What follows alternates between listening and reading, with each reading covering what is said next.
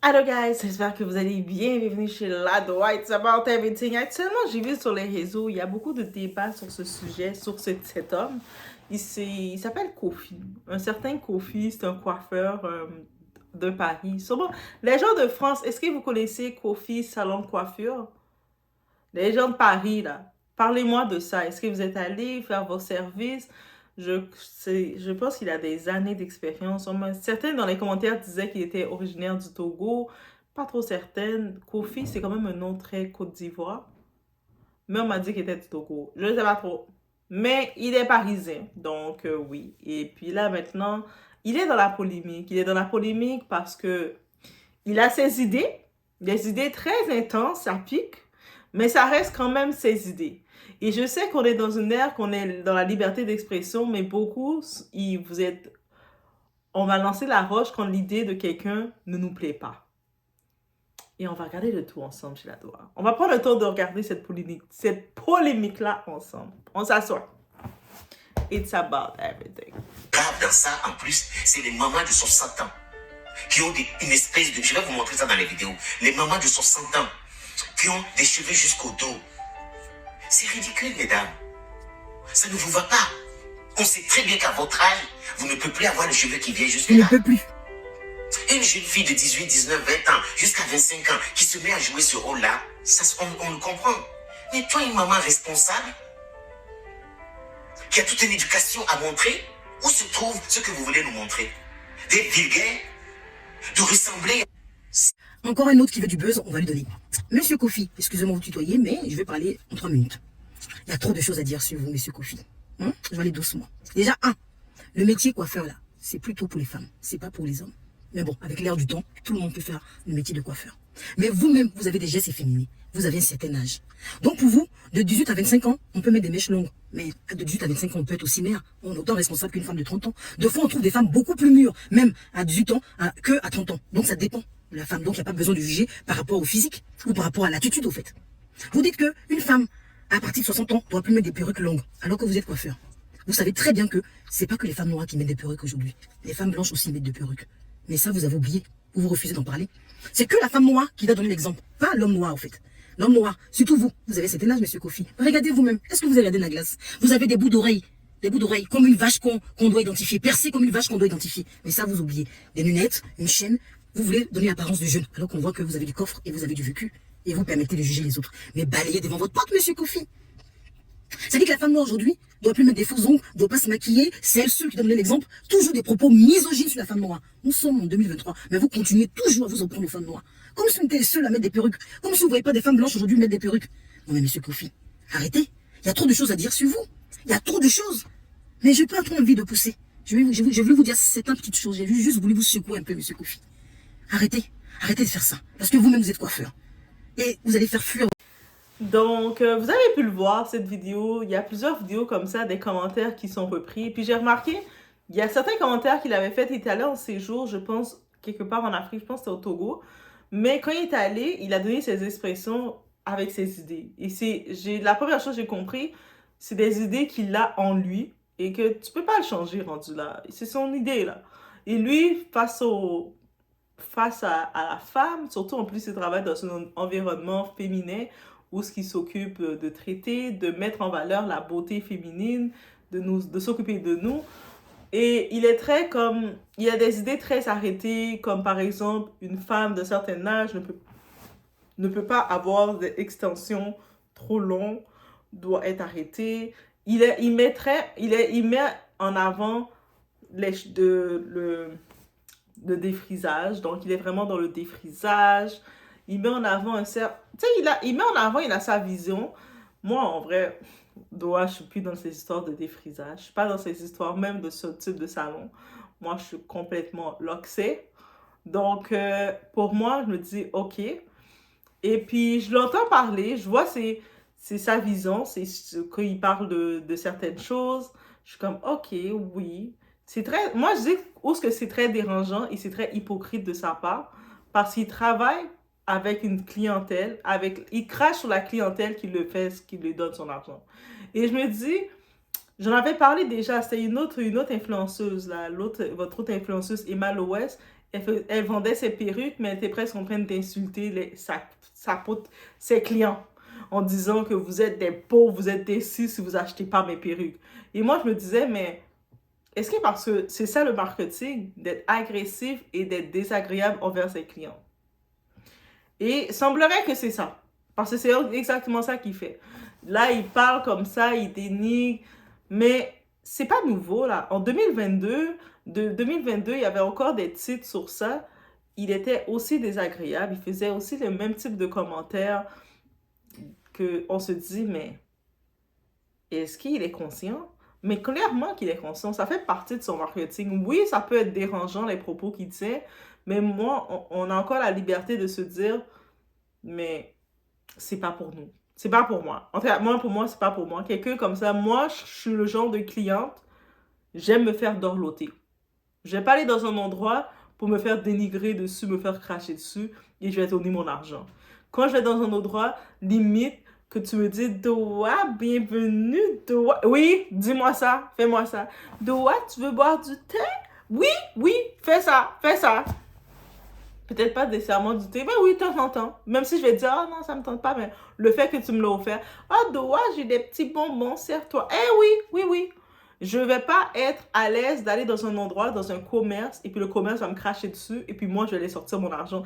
Tiens, à la prochaine! Non. Je sais, peut-être certaines personnes aiment ce sentiment-là, mais non. Et c'est sûr avec les réseaux, chaque personne a leur type de marketing. Et j'imagine, ça fait des années qu'il fait ça, parce qu'il a dit ça fait longtemps qu'il est dans le milieu de la coiffure.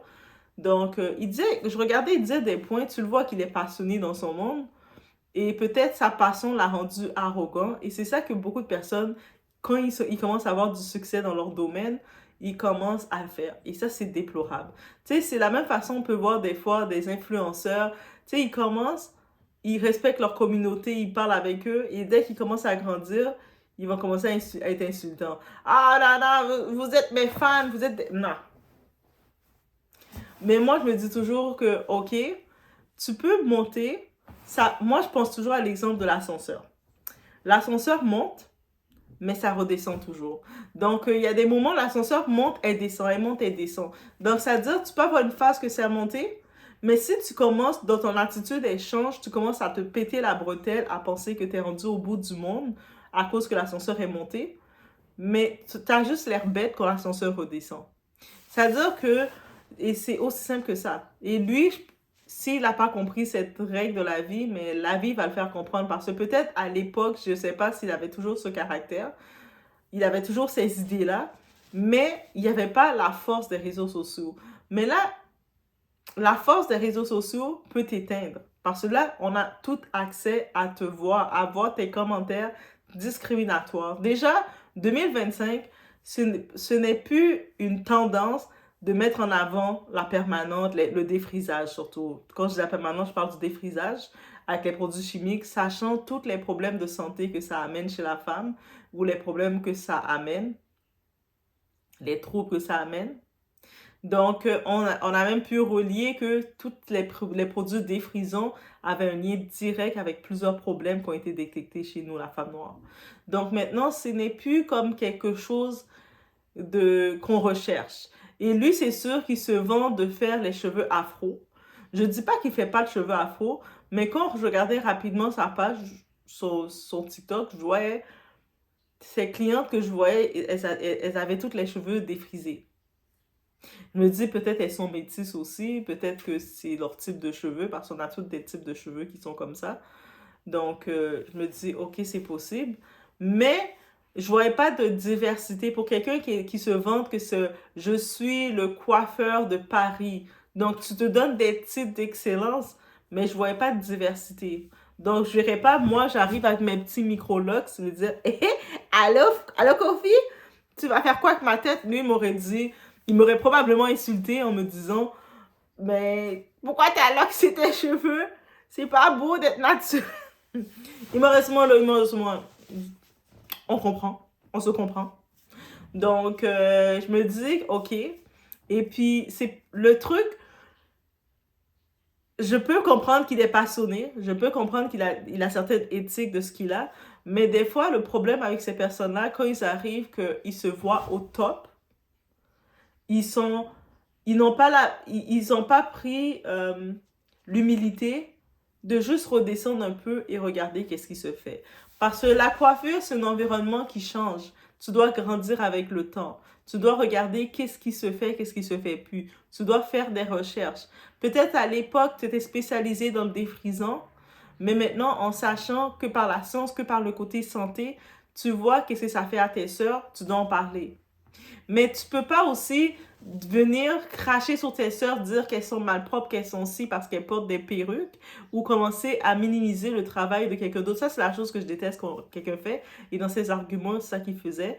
Parce qu'il y avait d'autres coiffeurs qui s'étaient spécialisés dans la pose de perruques, l'installation et tout ça, capillaire. Et ils commencent à rabaisser ça en les traitant de limite de malpropre, limite de ci, limite de ça, ou sinon essayer de mettre... Nous, la femme noire, on est toujours... Je dis nous, la femme noire, mais il y a toujours des règles qui nous viennent. On a toujours des règles qui nous sont imposées. Et là, maintenant, il disait, quand une femme est rendue à 50 ans et quelques, elle peut plus mettre des extensions qui sont longues. C'est-à-dire, si une femme, ses cheveux sont longs comme ça, elle fait quoi? Elle est rendue à 50, 60 ans. Elle doit les couper pour pouvoir être de son âge. Donc, pour toi, tu déclares qu'une femme de son âge, d'un tel âge, elle doit avoir les cheveux courts. Parce que, tu sais, et puis aussi, le côté extension capillaire. Ce n'est pas réservé qu'à la femme noire. Donc, étant en plus à Paris, étant un professionnel il se dit professionnel de la coiffure, c'est des commentaires comme ça de débutants qui fait.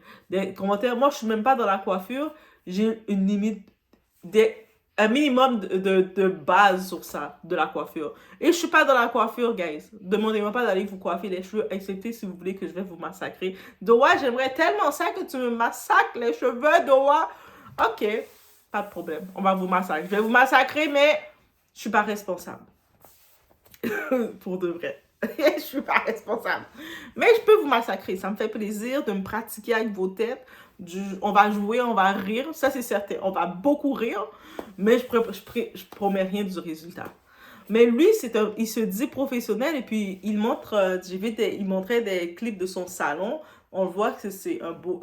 il a un salon vraiment. Il a sa clientèle. Et je me dis...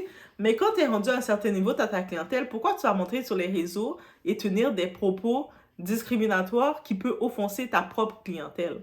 C'est comme... Déjà, peut-être que tu te dis, ah, mais moi, j'ai déjà ma clientèle, j'ai pas besoin de nouveaux clients. Ok, c'est possible. Tu peux être rendu dans un état comme ça. J'ai pas besoin de nouveaux clients, j'ai déjà ma clientèle. Ok, mais pourquoi tu vas faire des propos dérangeants face à ta clientèle? Et puis ça, c'est vraiment le manque d'humilité. Et on en parle de ça. Dans la vie, comme tout ce qui monte redescend, il faut être humble dans tous les cas. Même si des fois, c'est un moment que tu es en train d'avoir des étoiles, tout brille pour toi, reste humble. C'est pas le moment de commencer à jouer là, oh my God, non, reste humble. Même si tu vois que tout semble... tu sais, moi je dis, même si tu vois que ça va bien pour toi, que tu es au top, t'es idéal, que tout fonctionne, tu as les A, tu as des 100%, let's go. Mais sois fier de toi. On doit toujours se féliciter, ça c'est une chose, mais on doit rester humble. Pourquoi? Parce que la vie est faite de montagnes russes, comme ça monte, ça descend, ça fait comme... Ça fait ça. Donc, attends pas que tu commences à te péter la tête et qu'après, quand c'est le moment de faire une petite descente, mais ta descente, ça fait une descente tragique, là. Ça fait une descente comme... Parce que tu n'avais pas de remontade. Et puis, c'est en étant imbu de soi-même, en pensant qu'on est arrivé au top, qu'on n'a rien à apprendre, on n'a pas à s'améliorer et qu'on rabaisse les gens, c'est là qu'on tombe dessus. Les réseaux, pour des commerces, des entreprises et des compagnies, c'est utile. Les grosses compagnies sont sur les réseaux. On regarde les grosses compagnies, même McDonald's, qui est une grosse compagnie, elle n'a pas besoin de faire de publicité. McDonald's, on aime tout le McDonald's, on sait tout c'est quoi partout dans le monde. Elle est sur les réseaux et elle fait des publicités et elle recherche des personnes pour faire du marketing pour eux. Si j'étais en France, j'aurais posé ma candidature pour le McDo France, là, parce que McDo Canada, ils prennent pas personne, ils sont pas ouverts. Et les Français, dites aux France de m'adopter. Dites d'adopter Doha, comme ça, je ferai des publicités. Je serai sponsorisée par McDonald's. Oui, mais Doha sponsorisé par McDonald's. Oui, vous allez dire, mais Doha, McDonald's, c'est pas... Hey, on garde ça entre nous. En plus, Doha est retournée étudiante. Donc oui, Doha est McDonald's, ok? Donc, bref, c'est ça que je voulais dire face à tout ça. J'ai vu beaucoup de personnes en parlent, beaucoup de personnes sont choquées de ses opinions et tout. Moi, je suis même pas choquée de ses opinions parce qu'on peut pas changer ses opinions rendues là. Et puis, j'ai pu voir que c'est pas la première fois qu'il tient des propos comme ça. Mais je pense que le monde en 2025, ils sont plus éveillés. Donc là, ils sont tombés encore sur ce genre de commentaires qu'il se permet de redire. Mais c'est pas la première fois qu'il les tient. En 2022, il y a des clips, il les tenait aussi, ces mêmes propos.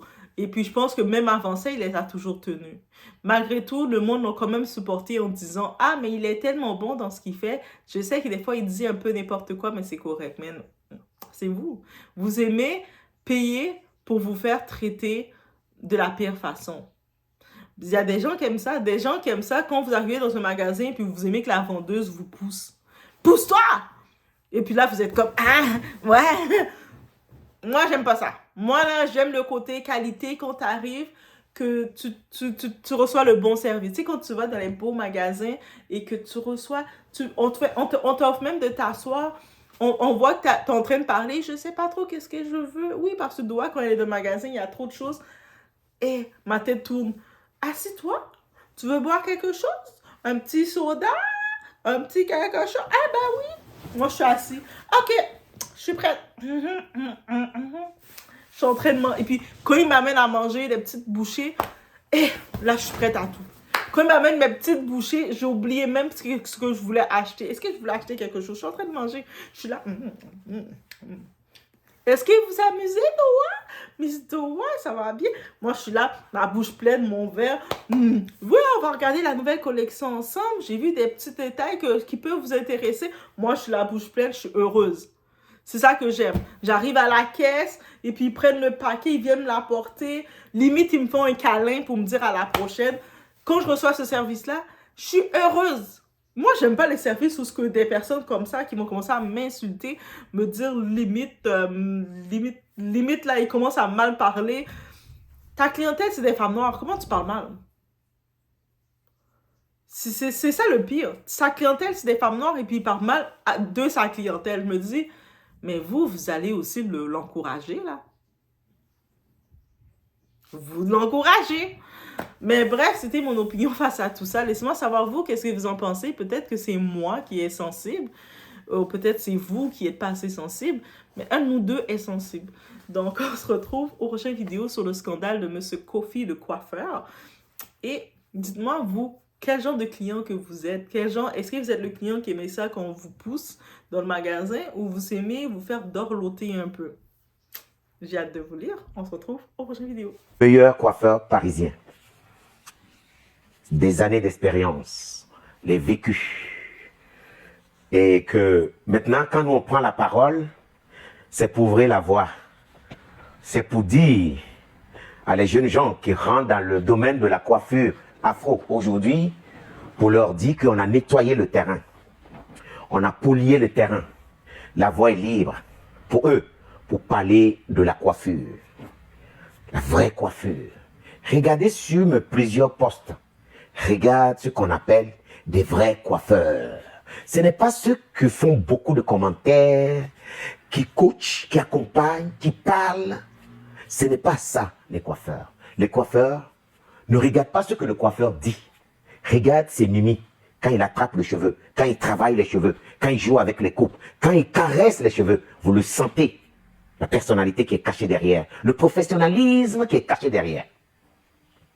Les filles, ne vous faites pas aduber par tous les nouveaux coiffeurs qui sont sur le marché aujourd'hui, qui refusent de suivre la voie vraie, le chemin réel, qui est, parlons de nos cheveux, valoriser nos cheveux, transformer nos cheveux, l'essentiel, que ce soit tes cheveux. Pas raccorder quelque chose, pas se mentir à soi-même. Si vous avez des cheveux crépus et vous voulez le garder, prenez soin et valorisez-la. Avoir la coupe, avoir un reflet de couleur, avoir un mimi qui correspond à cette coiffure que vous voulez garder. Si vous avez le cheveu naturel et que vous avez décidé de le défriser, transformer, faites-le avec des professionnels qui savent à quelle longueur que le défrisage doit toucher. Collaborez avec des vrais. Mon message d'aujourd'hui est que j'ai compris que beaucoup de femmes noires, ce n'est pas une question de coiffure, c'est une question de budget. Elles ne peuvent pas voter un budget capillaire pour les coiffeurs afro. Pourquoi? Parce que la réalisation d'un travail, d'une technique sur la coiffure afro est longue. Ça prend beaucoup de temps, donc ça coûte un peu plus cher. Parce qu'il n'y a pas de suivi. Une femme qui a de suivi, les coiffeurs ne le coûtent plus cher parce qu'elle a déjà fait un parcours et continue à entretenir ce parcours-là. Mais beaucoup viennent avec rien. La tête vierge et il faut débroussailler tout ça, ça leur coûte très cher. Et quand ils payent, elle déserte le coin, elle ne peut plus venir parce qu'on l'a déjà arraché 200, 150, 100 euros dans la poche, donc elle est abonnée absente. Donc l'année dernière, 2024, j'ai négocié avec L'Oréal. Et j'ai renouvelé ça avec L'Oréal et je n'ai pas encore reçu de nouvelles. Mais j'ai contacté Nachi, l'un de mon collaborateur capillaire, Nachi. Elle est tombée d'accord pour offrir la moitié d'un abonnement chez Kofi qui est à 110 euros. Il y a Nachi qui offre la moitié pendant 1 an à tout client qui va prendre un rendez-vous sur un suivi, un accompagnement, une rééducation capillaire chez l'un des meilleurs coiffeurs parisiens, Kofi Coiffure. Je vous dis d'aller très vite